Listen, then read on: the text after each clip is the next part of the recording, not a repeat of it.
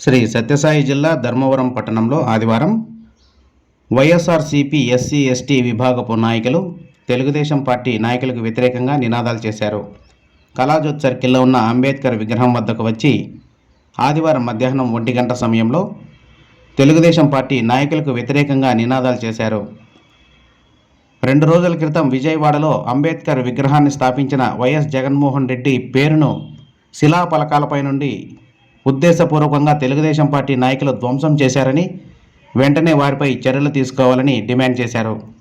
ఈ కార్యక్రమంలో YSRCP SC ST విభాగపు నాయకులు దేవరకొండ రమేష్, చౌడయ్య, కుణుతూరు గోపాల్, టైలర్ కిస్టా తదితరులు పాల్గొన్నారు.